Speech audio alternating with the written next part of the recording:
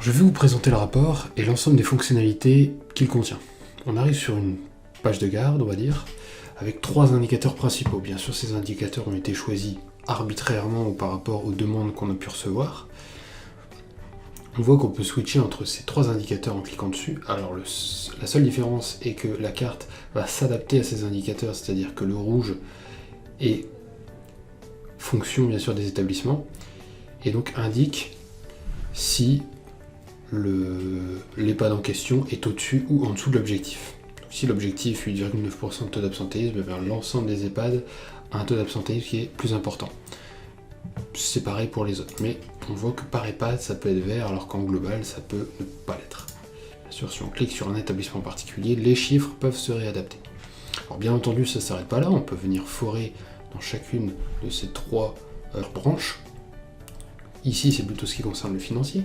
Donc là, on peut voir une évolution entre le chiffre d'affaires et le résultat net. C'est un petit compte de résultat de manière à un peu gérer ses coûts et sa marge. Bien sûr, ça s'adapte aux établissements. Ça s'adapte aux mois sélectionnés. Et bien sûr, aux 2.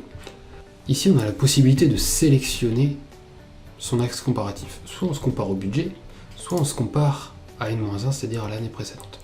On va rentrer dans le détail à l'aide de ce bouton, et là, on fait un focus ici sur le résultat, où on peut aller voir les éléments par chiffre d'affaires, achat, par charge d'exploitation ou exceptionnelle. On a les éléments ici plutôt détaillés, c'est-à-dire établissement par établissement, ou par type de dépense. Donc là, on peut bien sûr descendre dans la hiérarchie. On a ce montant-là, 3 millions pour l'hébergement permanent. Et si on vient cliquer sur un élément, par exemple Saint-Étienne, eh bien tous les chiffres se réadaptent, notamment les éléments qu'on vient de voir. Donc là, on n'est plus à 3 millions, on a 773 000. Le résultat sur la période de juin 2018 est de 1 363 000 sur l'établissement Saint-Étienne. Depuis janvier, donc de janvier à juin, on est à 8 millions. Et là, on a un cumul depuis le début. Ici, 0, ça représente en fait le budget. Si on est au-dessus du budget, on va dépasser 0, c'est-à-dire qu'on a un écart positif avec le budget, donc c'est bien. Si on est en dessous, ça veut dire qu'on n'est pas bien. Et donc là, on voit qu'on a vraiment mal commencé, on a un petit peu compensé, mais pas suffisamment pour rentrer dans le budget. On a la possibilité également de voir ces éléments sur une carte. Donc c'est simplement le résultat qui est réparti par établissement, mais ici on a plutôt par localisation, et la taille des bulles va dépendre du résultat généré par établissement. En ce qui concerne la partie activité, on a détourné en plusieurs indicateurs, donc le nombre de résidents, le taux d'occupation, le nombre de jours d'hospitalisation, le montant facturé et le GR moyen pondéré. On peut bien sûr changer l'indicateur en cliquant ici, et on a les éléments, donc les visuels à côté qui vont s'adapter à cette vision.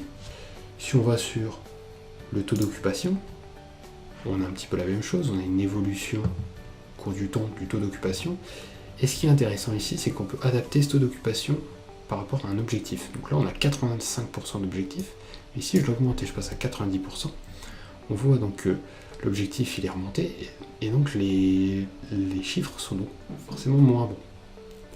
Bien sûr, on peut aller détailler l'ensemble des autres indicateurs de la même manière. Le dernier point qu'on a abordé, c'est les ressources humaines, où là on a des chiffres sur les données RH. Donc au niveau taux d'absentéisme, qui est, disons, l'indicateur privilégié ici, on a les éléments par métier, par établissement, et on a un récapitulatif du motif de remplacement. On peut voir la vision pour les ETP, et là, une vision par âge de salariés. Donc on voit ici la répartition, disons, entre les 60 ans et plus et les moins de 25 ans. La répartition par établissement, c'est pas forcément très clair, mais on a une vision globale. Et là, on peut changer la tranche d'âge pour voir la répartition par métier. Et ici, on a une vision d'ancienneté, c'est-à-dire que là, on voit que ceux qui ont une grande ancienneté représentent la plupart des salariés.